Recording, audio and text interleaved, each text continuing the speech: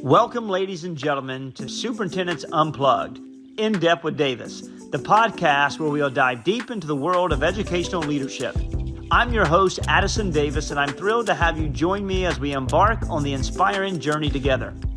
As a superintendent once myself, I understand the challenges and complexities that come with leading a school district. But what I've come to realize is that there's abundance of amazing work being done by superintendents all across our country. This podcast is a platform to shine a spotlight on their incredible accomplishments and innovative approaches. Each episode will bring you exclusive interviews and superintendents from various districts across our country, both big and small, urban and rural, as they share their personal stories, triumphs, and even their moments of vulnerability. We will explore the strategies they employ to tackle the ever-evolving landscape of education, from fostering equity and inclusivity to embracing technology and preparing students for their future. But this podcast isn't just about showcasing success. It's about fostering a community of educational leaders who can learn from one another, share their experiences, and collectively navigate the complexities of our role.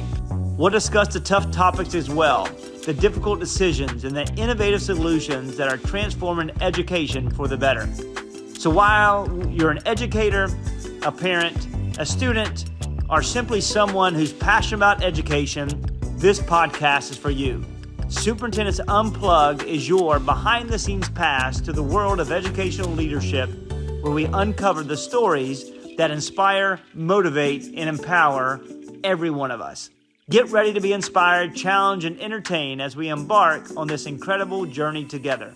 I can't wait to introduce you to the remarkable superintendents who are changing the educational landscape one district at a time.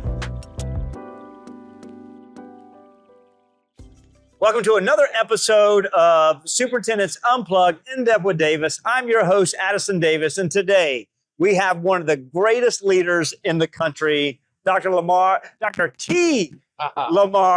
Thank you so very much. Right. Thanks for being here, Doc. Really appreciate you. Thank you for having me. Awesome. You know what? Members of Teach for Change, a cohort that we get a chance to really take some of the greatest minds in the nation and come together to unpack our solutions, right? This is where our relationship starts. This is where our relationship continues to go. But you had a recent transition. Right. And in that transition, you were in Louisiana and then transitioned to Texas. Oh, let's go back. You were in Texas. You go to Louisiana, then you come back to Texas.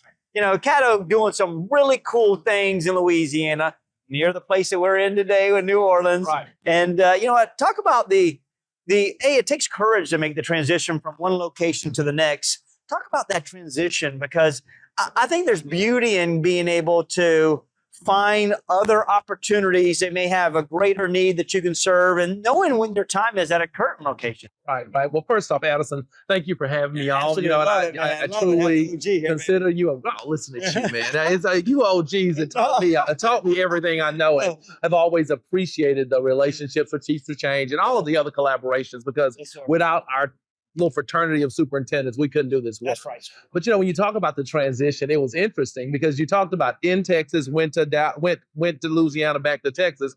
I actually was born and raised in Louisiana. Okay. So when you think about Shreveport, Louisiana, Caddo Parish, it's a system where both my parents were educators. So me having the opportunity to serve there for 10 years was truly a blessing to me.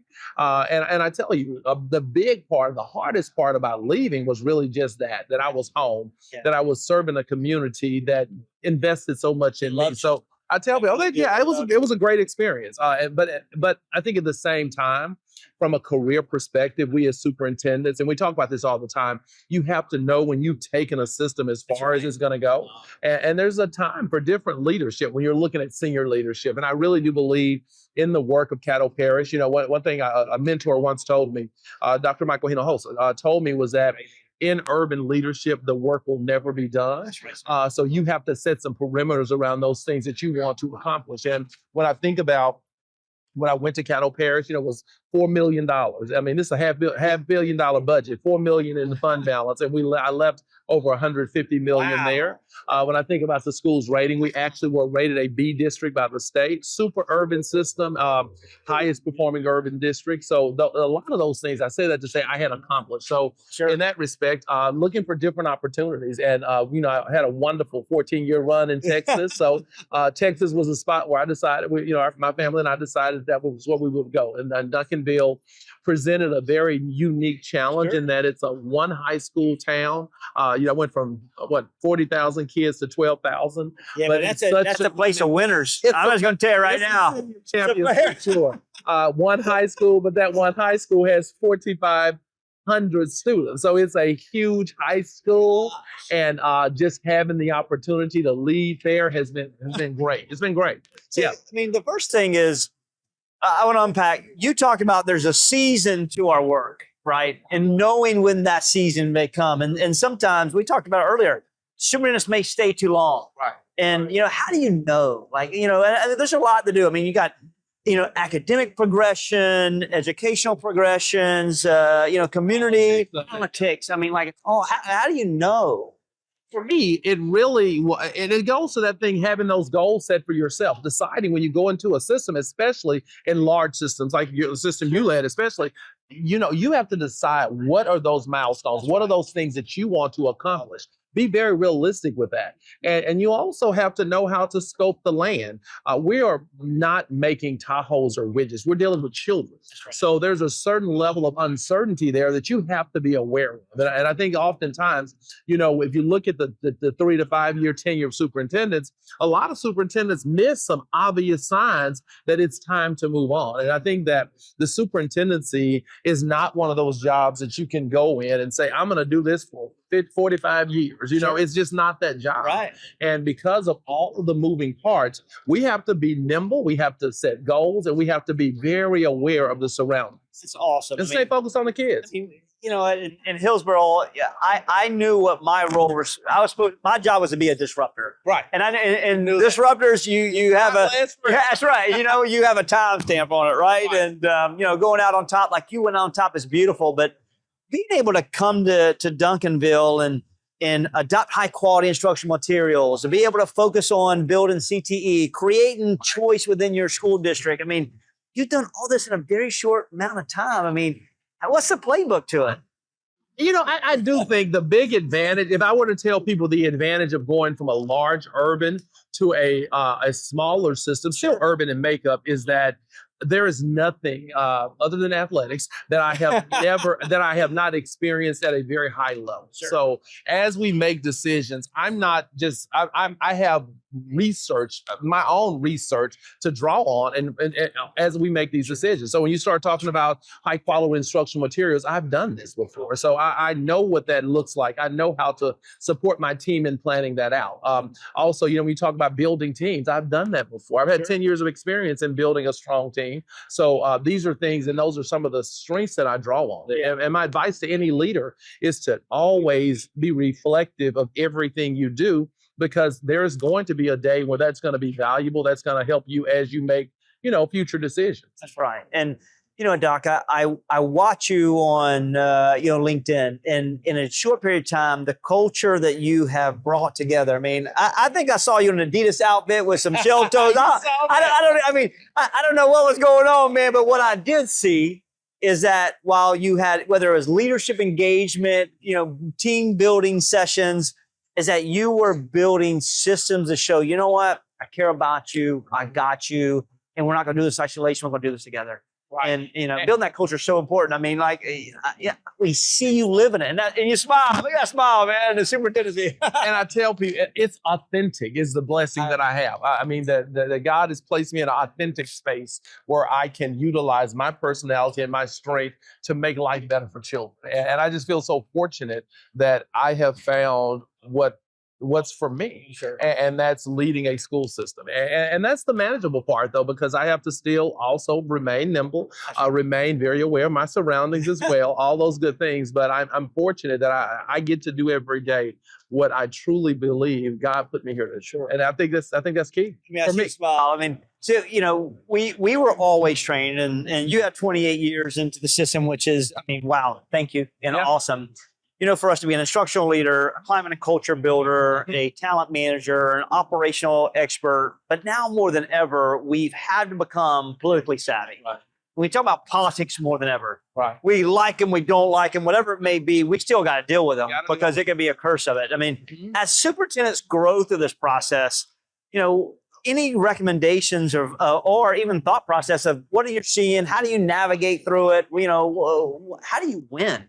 You know, what I will tell you, Win now. the politics thing is what I tell people is that what has worked for me, and again, I think the 10 years in Caddo Parish, a very politically divided board, always racially and politically pretty evenly matched. I think that helped some that it was evenly matched, but nevertheless, you have to go into this work and give people space to have their own opinion. Right. You have to know they really believe it. Whether I believe it, whether it makes any sense at all to me, they really believe it. And I think in that respect, you have to then focus whatever that belief is on how do we progress forward for children. That's right. And I think that, you know, one thing I've always done, I've gone into every board vote, or mostly all votes, wanting a unanimous decision. Now that does not happen. We wish we could time. get that, right? We wish, but I think when you work towards that, though, it can calm the political pressure. Right. Talk about children as much as you possibly can. It calms the water some, but I do think we're dealing with some political spaces today that are going to get even more challenging to navigate. So in that respect, we're going to have to be very aware. We're going to have to respect people's rights to have an opinion, and really do all we can to drive the correct decisions to be made. That's right. And Lamar, you look at it, Doc, and the importance of, you know, engaging your local delegation. I mean, you know, for me, I tried to meet with them as often as I could because we needed them. Absolutely. Any recommendations or you know, stories about how you maneuver and engage those folks to be able to be a part of what you aspire to do? Asking that question. I mean, you can't just go to them when you need something. Build relationship on the bills I need. this is what I need. But where was the tickets to the football game? Yeah, right. Where were the invitations to your state of the district? Graduation. Yeah. That's right. So make sure you're building those relationships. It's just like any relationship. Build a relationship, and then when you need them, it's more of a natural outcome. So, and I encourage all young superintendents to do that. Never forget that you have to build those relationships, not just with board members, but with all of your political bodies, because this work is always going to be bigger than just that board. There's always going to be those other political figures that play a major role in funding, play a major role in so many things that affect the school system. Yeah, so important to make sure they're a part of you know, our active engagement continuously. Absolutely. You know, when you look back at, you know, Caddo Parish and also where you are now, you did a really good job of retention of leaders. And we talk about building capacity, professional development. What's the secret sauce? It's relationships again. And I think that it's relationships. It's relationships. You have to build, even with your most ineffective employee, there should be a relationship. Right. And I do believe I've had people that I've terminated that have shaken my hand afterwards because I do everything I can to support you professionally, support your growth. But even before that, I'm going to ask you, how are your kids? I'm going to ask you, how's the dog?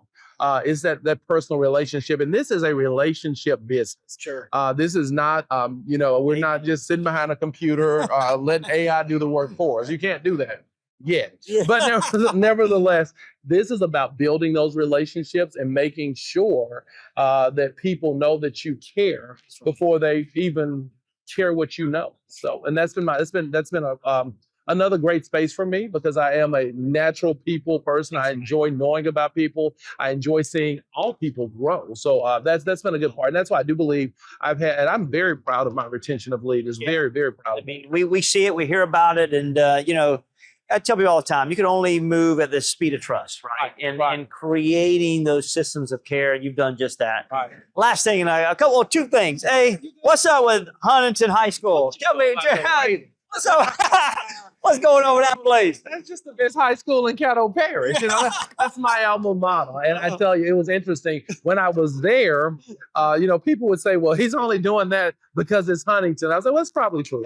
Yeah, it's probably true. We do it. Yeah, but no, Huntington's a great place, still growing and doing well. I'm very proud because during my tenure there, we did see that a resurge in that school and just really see it back at the top of its game. Alumni coming back, being part of it. What an awesome deal to be able to come back and give back to a place you went to. It was incredible. And a district that Special, my parents worked there. I mean, so when you think about it, I tell people Caddo Parish provided the food I ate. So, it was real. I'm really blessed that I got to go back and honor that I was able to do that work for 10 years. That's awesome. And last thing, for those who aspire to be superintendents, any words of wisdom, any thoughts from, one of the best leaders in the country? We need you. There is opportunity. I do believe as we go through these next, and we've said this before, but I think COVID has truly provided us an opportunity to know how challenging things can be. But we need you. We need our strongest leaders to help us develop children because, again, we're creating champion choices in Duncanville because we want every child to be able to chase their wildest dreams. And we know that only with the best leadership, only with championship experiences in classrooms, and only with leaders that's going to do everything we can to create that, will we achieve this goal. And again, our children are going to need us even more than ever. If you look at the development of the world that we're in today, because there are some changes to the world that won't change back in their lifetime. So we need to make sure that we at least give them the gift of being able to read, write, and do math. That's right. And let them discover endless possibilities every single day. So exciting to me. And choice is here. So let's make sure we're letting our children have choice too. That's right. Well, Doc, thanks for being here with me today. Thank you for having me, man. For what you do. Well, and thank you for continuing to give to public education. I love it. I love it every single day. I live through you guys. And until next time, you see it. You're one of the greatest leaders in the country, Dr. T. Lamar Goree, Duncanville, Texas. You want to watch cool things happen every scene and create the greatest culture and the greatest vibe. This is the man to go work for and learn from. Until next time, look forward to seeing you in Superintendents Unplugged, In Depth with Davis.